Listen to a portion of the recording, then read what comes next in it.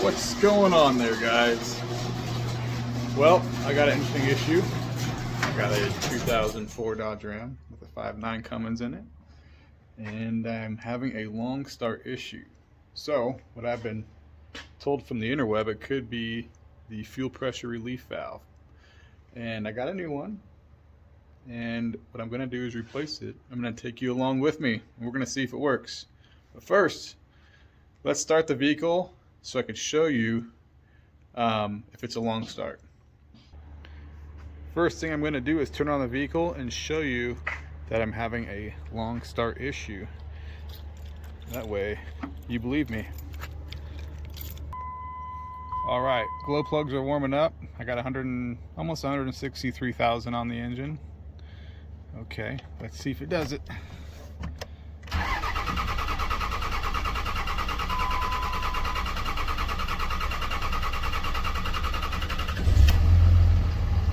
Yeah, I'd say it's a pretty long start. Temperature outside is 65 degrees, so yeah. Well, but it runs fine. I don't have any issues with it running or any power issues. So let's take a look under the hood. Okay, so I'm not going to take it off right now. I'm going to wait for the fuel to bleed out of the high pressure fuel rail. There's a lot of pressure in there, but this is where the high pressure relief valve is. So I got to take off that banjo bolt, remove the housing, clean it up a little bit, then unbolt it from the fuel rail and then replace it with a new one. So when the engine cools back down and all the fuel is bled out, we'll start it up again and see if the issue repeats itself. Okay, so this is the product that I got. I actually discovered I was having this issue last week while on a hunting trip with my brother.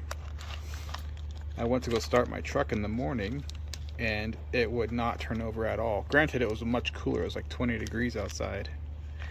So I thought that might have been it. But instead of hunting that morning, we went down to Napa, which is the only place in that small town, and ordered one of these next day. $400. This is what this set me back, this little thing the size of a spark plug. So this is what I suspected it was. I haven't installed it yet, obviously, so we will see if this does the trick or not. I really hope it does, but I guess we'll find out. Okay, so I've waited for the fuel to drain back in, and now I'm taking off that top banjo bolt with a 19mm socket. This one shouldn't be on too tight. Oh, that was actually quite loose. That was actually hand tight, so that's not good.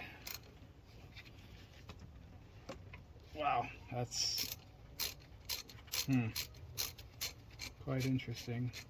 But there was no fuel leak, so alright, let's get this banjo bolt out and set that aside. And then we'll take this off and move it over a bit.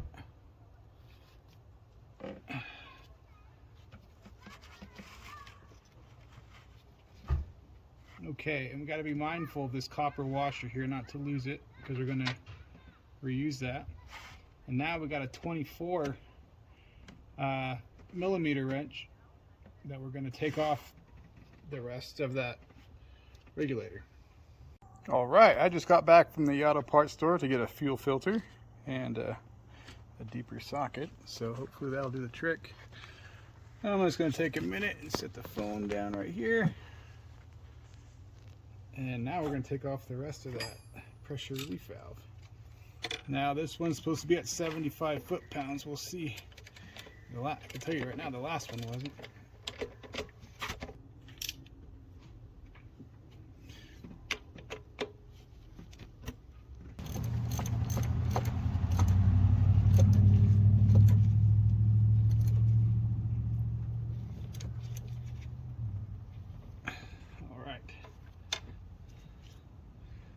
Okay, so it's on. It's been replaced. All right, first start since cleaned air cleaner, pressure relief valve replacement, and the fuel filter replacement.